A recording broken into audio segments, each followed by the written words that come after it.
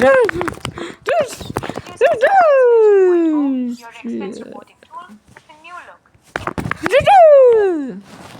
Pocket garden dito sa loob ng bahay natin. So parang mafe-feel mo na lumalakad ka sa tuktok ng gubat.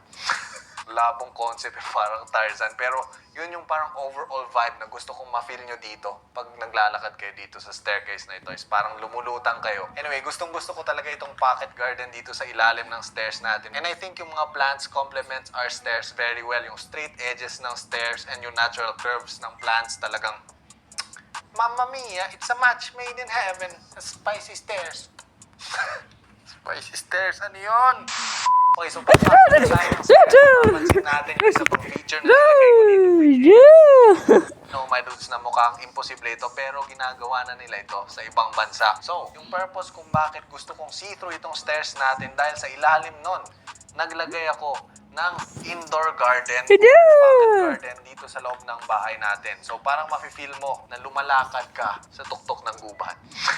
Labong concept, parang Tarzan. Pero yun yung parang overall vibe na gusto kong ma-feel nyo dito pag naglalakad kayo dito sa staircase na ito. Is parang lumulutang kayo. Anyway, gustong-gusto ko talaga itong pocket garden dito sa ilalim ng stairs natin. And I think yung mga plants complements our stairs very well. Yung straight edges ng stairs and yung natural curves ng plants talagang Mamma mia, it's a match made in heaven. Spicy stairs.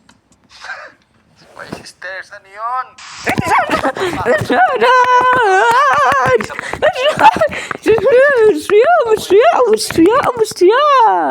Cough na lang ako.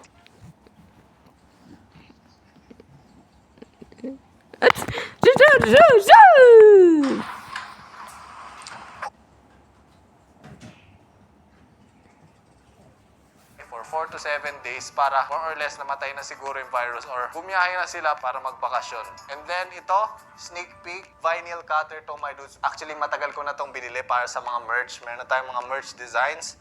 Pero as you can see, very very busy tayo. And then over here, dito nagalagay ang mga gitarang parang napakatagal ko nang hindi nagagalaw.